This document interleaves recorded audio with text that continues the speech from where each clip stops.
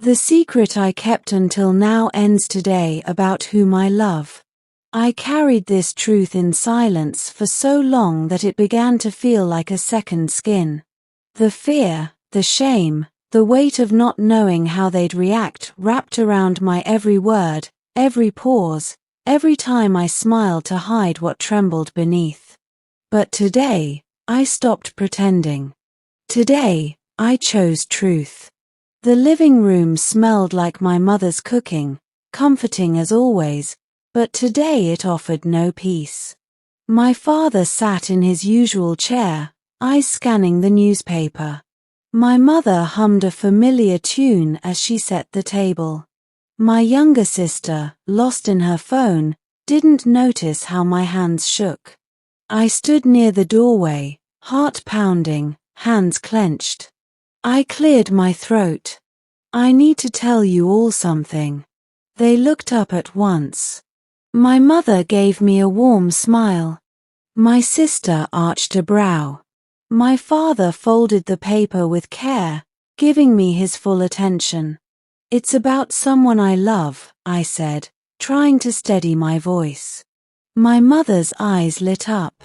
So you're finally bringing someone home? I nodded. But before I could speak again, my father asked, "Is that why you've been distant lately?" Yes.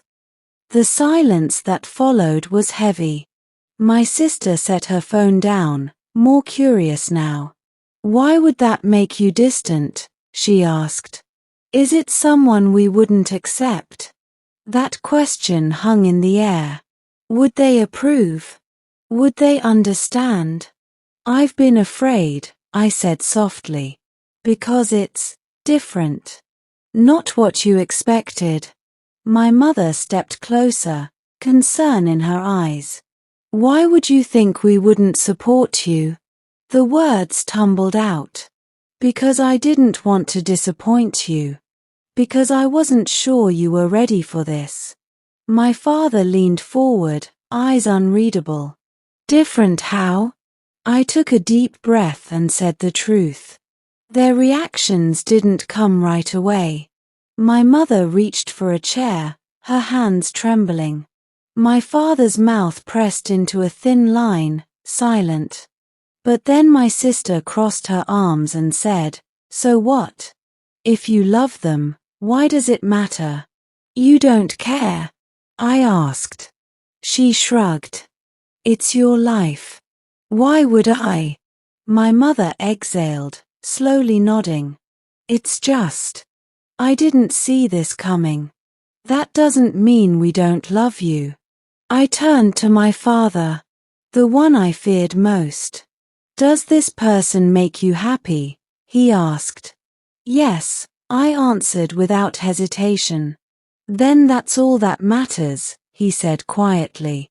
And suddenly, the weight I had carried for so long began to lift. "Thank you," I whispered, voice shaking. My mother came to me, wrapping her arms around me. "You never have to hide from us again." For the first time in years, I felt seen. I felt free. But that wasn't the end. It was only the beginning. Days passed. The relief was real, but so was the fear of what came next. What would they say when they met the person I love? I sat on my bed, phone in hand, heart racing. I typed, "They know. It's time." The reply came quickly. "Are you sure? I don't want to make it harder for you." "They need to meet you," I replied. "Not just hear about you." A pause. Then, "Okay. Let's do this." The day of the meeting came faster than I expected. My mother smoothed her dress again and again. My sister kept checking the clock. My father stayed quiet. The doorbell rang. My heart thudded in my chest. I stood up, opened the door. There they were. Hands clasped together, just as nervous as I was. "Come in," I said. My mother stepped forward first. She smiled, nervous, but kind, and offered a hand. "It's nice to finally meet you." "Thank you," they replied. My father stood slowly. His gaze was sharp, unreadable. "Welcome," he said simply. The room was filled with silence. Then my sister spoke. "You're not what I expected," she said. A quiet laugh. "I hear that a lot." Something shifted. My mother's shoulders relaxed. My father's eyes softened just slightly. It wasn't rejection, it was uncertainty. Questions followed. Careful, slow. Answers were honest, measured. Then came a moment of laughter. My mother smiled. My father nodded at something they said. My sister still had questions, but I saw it, she was opening up. And then my father spoke again. "You're good for them. That's all that matters." That was when I knew we were going to be okay. Later, I walked them to the door. Their eyes were lighter now. "That wasn't as bad as I thought," they whispered. I smiled. "I told you it'd be okay." Outside, the night was cool and quiet. "I think your mom likes me," they said. "She does," I chuckled. "She's just figuring things out." "And your dad?" I paused. "He doesn't dislike you. He's just quiet." "That's fine," they said. "He didn't shut the door on me." "That's more than I hoped for." Then they asked, "Are you scared?" I nodded. "A little." "Not of us. Of the world. Of people who don't understand. But I don't care what anyone thinks. I just want you." They smiled. "Then we'll face it together." I pressed a soft kiss to their forehead. A silent promise. After they drove away, I walked back inside.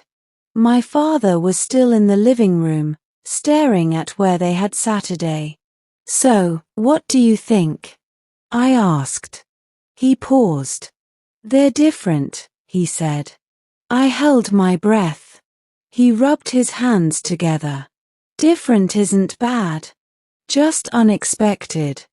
That was all I needed for now. As I headed to my room, my sister stood waiting in the hall. "You're overthinking it," she said. "Am I?" She nodded. "Dad's just old-fashioned. If he really had a problem, he'd have shown it. But his thinking, that means he's open. I just want things to be normal." She snorted. "Nothing about love is normal. That's what makes it matter." I stared at her. "When did you get so wise?" "I've always been wise," she smirked. "You're just too busy being dramatic." I laughed. Really laughed. And the days that followed brought small changes. My mother asked thoughtful questions, what music they liked, what food made them smile. My sister had already made up her mind. But my father stayed quiet. Not cold, not warm. Just watching. One night, he called me. "Come sit." I sat across from him, waiting. "I've been thinking," he said. "I might not understand this yet. But I know you care about them. That means something." "I do," I said. He nodded slowly. "I won't stand in your way." Relief filled my chest. "Thank you," I whispered. He gave the smallest smile. And I knew we'd be okay.